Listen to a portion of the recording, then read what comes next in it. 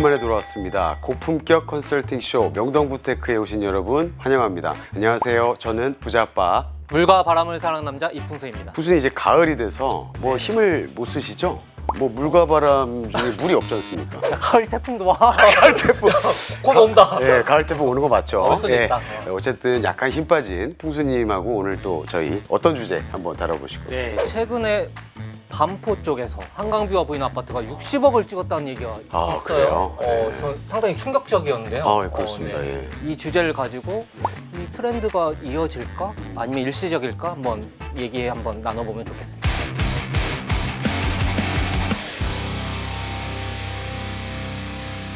일단 제가 일시적으로 보는 그 주된 이유 중에 하나는 거래량이 너무 없잖아요. 없는 가운데 그래서 일시적인 현상일 것이다. 너무 그동안 거래됐던 거에 대비해서 50억 언더에서 계속 거래해도 갑자기 60억? 그러니까 대표성을 갖기에는 상당히 좀 부족하거든요. 사실 그 국민 평형 기준으로 해서 40억이 넘어가는 아파트 시장은 다른 세그멘트로 보셔야 돼요.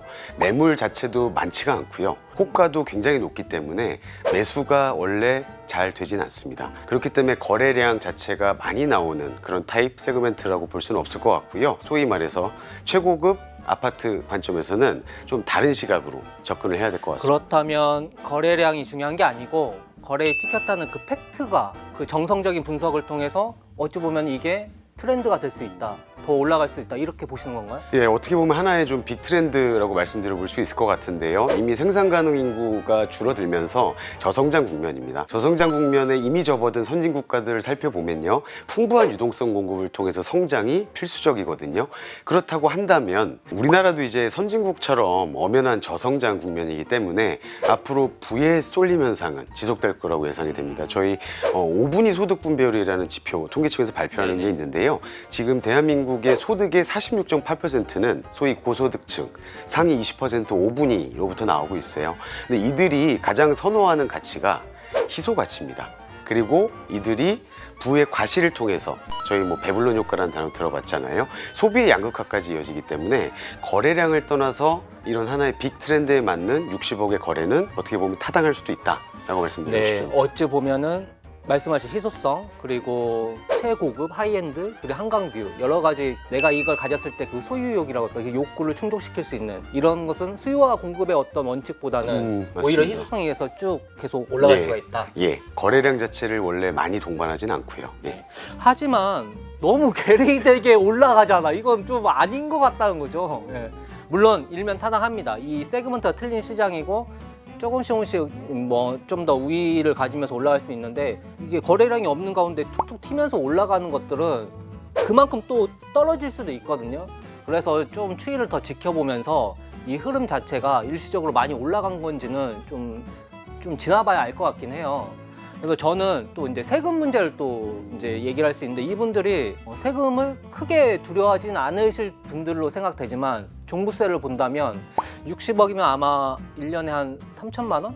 차 한 대 값이 나올 겁니다. 그런 것을 세금을 생각을 한다면은 상당히 이제 부담스러운 사치제라고도 볼 수 있거든요. 예. 지금 현재 시장의 기조 때문에 그런 60억 거래가 어느 정도 합당하다고 할 수도 있고요. 그 이유도 사실 세금과 좀 관련이 있는데요. 현재 취득세 중과 같은 다주택자에 대한 중과 여전하지 않습니까? 그로 인해서 소위 똘똘한 한치 열풍 저희가 생각을 해봐야 되는데요. 이러한 똘똘한 한치 열풍하고 그리고 저희 뭐 경기 침체라든지 중금리가 지속되는 이런 외생 변수들이 여전히 존재하지 않습니까? 이런 불확실성에서 안전자산을 선호하는 이런 심리가 좀 극대화되다 보니까 60억에 대한 거래를 고민해 볼 수도 있었겠다라는 생각이 들어요. 그러면은 60억이 있으면 예를 들어서 빌딩을 살 수도 있고 이제 아파트를 살 수가 있는데 아파트 투자가 더 안전하다 이렇게 좀 보시는 건가요? 저는 개인적으로 60억 정도의 빌딩과 아파트를 고민한다고 하면 아파트가 더 안전하다고 생각을 합니다. 저는 좀 다른 생각인데 같은 60억이면은 전 빌딩이 좋다고 보거든요. 안정성 측면에서 말씀드리면은 아파트는 주식화됐다 이제. 금융상품화되면서 아파트는 주식과 동조화 현상이 있다. 상당히 빠른 정보가 SNS를 통해서 공유가 되고 발빠르게 의사결정을 하다 보니까 환가성도 높고요. 아파트는 변동성이 워낙 심해요. 그러면 60억을 샀는데 이게 또 40억으로 꼬꾸라졌다가 50억 올랐다가 이 변동성이 앞으로도 계속 심할 걸로 보입니다. 지금 60억 찍은 것도 상당히 일시적인 것으로 보이는데 빌딩은 60억에 샀는데 갑자기 하루아침에 40억이 되지는 않거든요.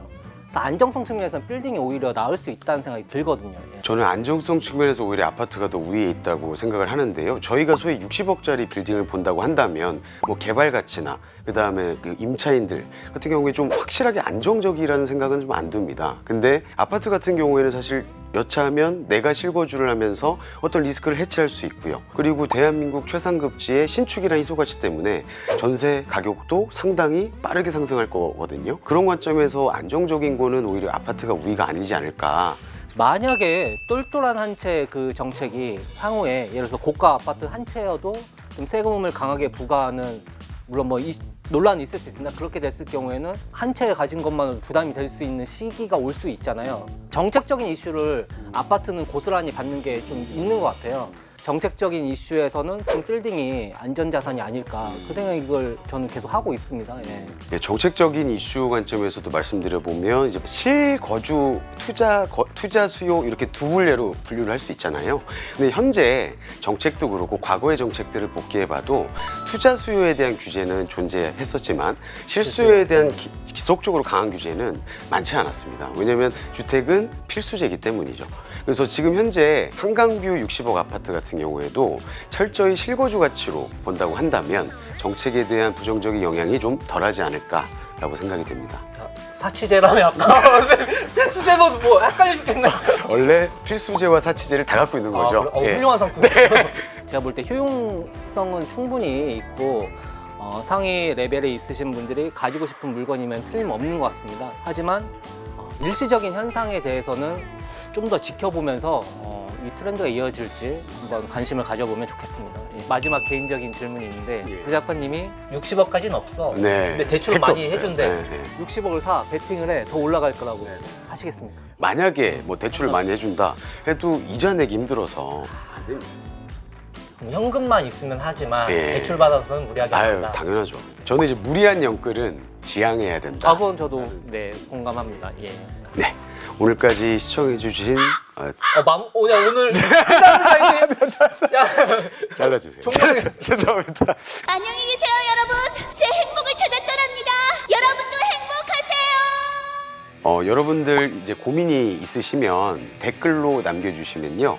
저희 풍수님과 제가 고민 해결사로 사연 해결 꼭 도와드릴 거니까요.